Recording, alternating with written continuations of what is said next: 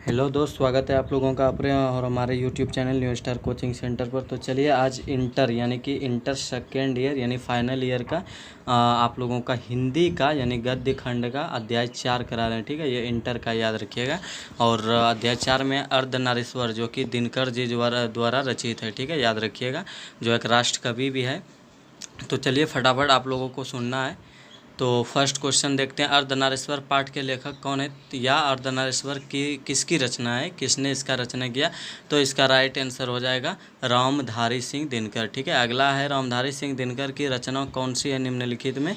तो इसका right answer होगा अर्धनारीश्वर। कौन सी है? अर्धनारीश्वर। ठीक है, और अगला है, चलिए अगला देखते हैं हम लोग। दिनकर जी का जन्म बिहार में तो हुआ, लेकिन किस ज़िले में हुआ, बिहार के किस ज़िले में हुआ। तो इसका राइट आंसर होगा बेगूसराय में। कहाँ हुआ? बेगूसराय। और जगह का नाम सिमरिया। ठीक है, याद रखिएगा, जो अपना बिहार के बेगूसराय सिमरिया में। अगला है, अर्धनारीश्वर में किस गुण का समन्वय है। अर्धनारीश्वर में किस गुण का समन्वय है। तो इसका राइट आंसर होगा नारी और पुरुष दोनों के। ठीक है, नारी और पुरुष दोनों के। अगला है, दिनकर जी की पहली काव्य पुस्तक कौन सी है। दिनकर जी की पहली काव्य पुस्तक जो है वह कौन सी है। काव्य पुस्तक में कविता जो लिखा गया पुस्तक, केवल उसमें कविता है, तो वह कौन सी है। कविता संग्रह या काव्य पुस्तक प्रणभंग। ठीक है, पहली, बहुत कम उम्र में लिखे थे। अगला है, दिनकर जी की पहली कविता किस पत्रिका में प्रकाशित हुआ। तो इसका राइट आंसर होगा छात्र सहोदर में। किसमें? छात्र सहोदर में। ठीक है, दिनकर जी की पहली कविता कब प्रकाशित हुई। वही छात्र सहोदर में जो पहली कविता उनकी प्रकाशित हुई थी वह कब हुई थी। तो 1925 में। ठीक है, मात्र यानी कि ज़्यादा से ज़्यादा वही लगभग रखिए कि 15-16 साल की अवस्था में। ठीक है, और अगला है, दिनकर जी के अनुसार, जहाँ दिनकर जी के अनुसार यदि पति विचार हैं तो पत्नी क्या है। ठीक है, दिनकर जी के अनुसार यदि पति विचार है तो पत्नी क्या है। भावना। क्या है पत्नी? भावना। अगला है, बुद्ध और महावीर ने नारियों को कौन सा अधिकार दिया। बुद्ध और महावीर ने नारियों को कौन सा अधिकार दिया। तो इसका राइट आंसर हो जाएगा भिक्षुणु होने का। ठीक है, अगला है, पुरुष जब नारी के गुण लेता है, ध्यान दीजिएगा ये बहुत ही इम्पोर्टेंट है। पुरुष जब नारी के गुण ले लेता है तब वह देवता बन जाता है। जी हाँ, बिल्कुल, पुरुष जब नारी का गुण लेगा, नॉर्मल हो जाएगा, तो वह देवता बन जाता है। ठीक है, किंतु वही नारी जब नर के गुण सीखती है, यानी कि जब किसी नारी में नर के गुण आ जाए या सीखती है, तब वह राक्षसी हो जाते हैं। ऐसा किसने कहा। तो इसका राइट आंसर होगा प्रेमचंद ने कहा। किसने कहा?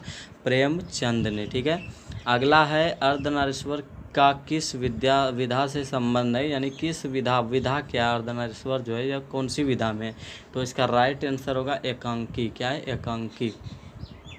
अगला है, किसने अपने जीवन के अंतिम दिनों में नारीत्व की साधना की थी। ठीक है, किसने अपने जीवन के अंतिम दिनों में नारीत्व की साधना की थी।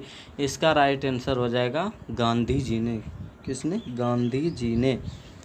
अगला क्वेश्चन है, अर्धनारीश्वर शंकर और पार्वती का किस प्रकार का रूप है। तो इसका राइट आंसर हो जाएगा कल्पित। कौन सा रूप है? कल्पित रूप। ठीक है, जब दोनों क्रोधित होते हैं तो मिल जाते हैं, वही है अर्धनारीश्वर। और किसका है? शंकर और पार्वती जी का। ठीक है, अगला है, प्रेमचंद के अनुसार नारी जब पुरुष के गुण सीखती है तब वह क्या हो जाता है। अभी जैसा कि आपको ऊपर में ही हम लाइन पढ़ के बता चुके हैं कि प्रेमचंद के अनुसार क्वेश्चन है कि प्रेमचंद ने ही कहा है कि जब नारी पुरुष का गुण सीख लेती है तो वह क्या हो जाती है। तो इसका राइट आंसर होगा राक्षसी। क्या हो जाती है? राक्षसी। अगला क्वेश्चन है, कौन सी रचना दिनकर जी की नहीं है। निम्नलिखित में कौन सी रचना है जो कि दिनकर जी की नहीं है। 3 है, 1 नहीं है। तो इसका राइट आंसर होगा जूठन। ठीक है, जूठन नहीं है। कौन सी रचना दिनकर जी की है। तो परशुराम की प्रतीक्षा। बाकी ये तीनों भी नहीं है। अगला है, दिनकर को किस कृति पर भारतीय ज्ञानपीठ पुरस्कार मिला था। तो इसका राइट आंसर होगा उर्वशी पर। किस पर? उर्वशी पर। और साहित्य अकादमी पुरस्कार उसको मिला है संस्कृत के 4 अध्याय पर, हम बता दिए। ठीक है, अगला है, युद्ध और शांति की समस्या पर लिखी गई काव्य कृति क्या है। तो इसका राइट आंसर होगा कुरुक्षेत्र। क्या होगा राइट आंसर? कुरुक्षेत्र। यानी युद्ध और शांति की समस्या पर लिखी गई काव्य कृति कौन है। तो कुरुक्षेत्र। ठीक है, चलिए दोस्त अगला क्वेश्चन हम लोग देखेंगे। अगला क्वेश्चन है, अर्धनारीश्वर कल्पित रूप है किसका। शिव और पार्वती जी का। किसका रूप है? शिव और पार्वती जी का। अगला, गंधारी कौन थी। ठीक है, गंधारी कौन थी? तो गंधारी दुर्योधन की माँ थी। कौन थी? दुर्योधन की माँ। प्रेमचंद अगला है, प्रेमचंद कौन थे? प्रेमचंद जो थे वे एक कथाकार थे। क्या थे? कथाकार, कथा सम्राट। ठीक है, मुंशी प्रेमचंद को ही कथा सम्राट कहा जाता है। ठीक है, याद रखिएगा आप लोग। अगला है, दिनकर का जन्म कब हुआ था? दिनकर का जन्म कब हुआ था? तो याद रखिएगा 23 सितंबर 1908 को। कब हुआ था? 23 सितंबर 1908 को। ठीक है, और 25 में इसका प्रथम कविता रिलीज यानी प्रकाशित हुआ। ठीक है, चलिए अगला क्वेश्चन हम लोग देखेंगे। अगला क्वेश्चन है, दिनकर किस युग के कवि है? दिनकर जी जो है वह किस युग के कवि है? तो इसका राइट आंसर होगा छायोवादोत्तर युग। किस युग के? छायोवादोत्तर युग। अगला है, संस्कृति के 4 अध्याय किसकी कृति है? जी हाँ, संस्कृति के 4 अध्याय जो है यह किसकी कृति है? तो इसका राइट आंसर होगा रामधारी सिंह दिनकर। ठीक है, अगला क्वेश्चन है, कौन सी कृति रामधारी सिंह दिनकर की लिखी हुई है? तो इसका राइट आंसर होगा शुद्ध कविता की खोज। ये किसके द्वारा लिखा गया है?